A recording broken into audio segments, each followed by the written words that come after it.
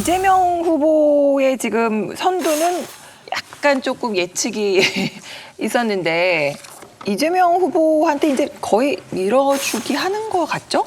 예, 어차피 지금 그 이재명 후보가 화천대유 사건으로 대단한 위기를 맞고 있는 것은 맞는데 네. 그런데 그러면은 이제 그만큼 또 지지자들은 결속하고 네. 이러다가 누가 후보가 되든 지겠다. 그러면은 이제 현재 1등을 하는 사람들한테 지지가 모이는 경향이 있고 그것이 지금 나타나서 이재명 후보가 그 이후에 오히려 당내 지지율이 독주하고 있는 거라고 생각을 합니다.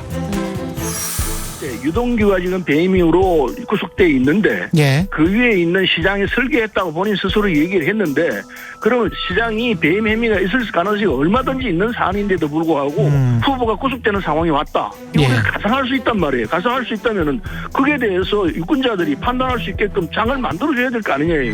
만일의 사안이 그렇게까지 된다면은 민주당에서 절체절명의 위기가 되는 거죠. 그러니까 이재명 후보 잘못되면 어떻게 할 거냐고.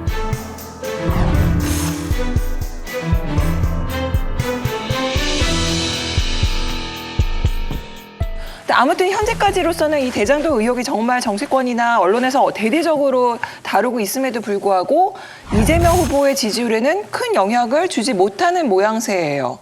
이런 잘못하면 뺏긴다? 이런 그런 압박감? 그런 것 때문인가요? 저는 이제 그보다는 그 지지자들이라는 게 사실 다 이성적인 판단을 하시는 건 아니잖아요. 매우 감성적인 판단을 하는 것이 선거에서는 특히 그것이 극대화되는데 예를 들면 이재명 지사의 대응을 보면은 우리가 상식적으로 어떤 문제가 발생했을 때 보이는 그런 대응은 아니잖아요.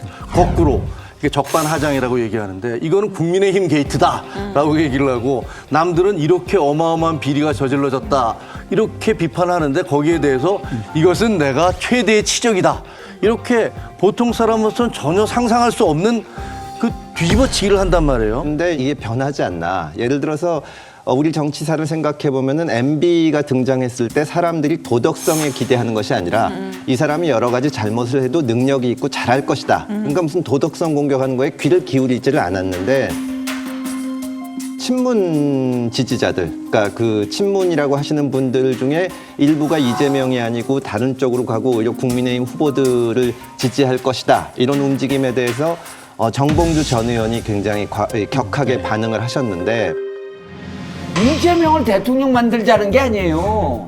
이 그룹 속에서 1등이 누가 나왔냐 봤더니 이재명이에요. 그러니까 거기로 가는 거지. 이낙연이 1등 했으면 이낙연을 미는 거죠.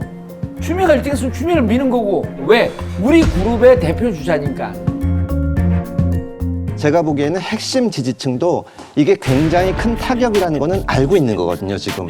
이재명을 지지한다. 이재명은 여러 가지 문제가 있지만 능력이 있다. 이 얘기를 못 하는 겁니다.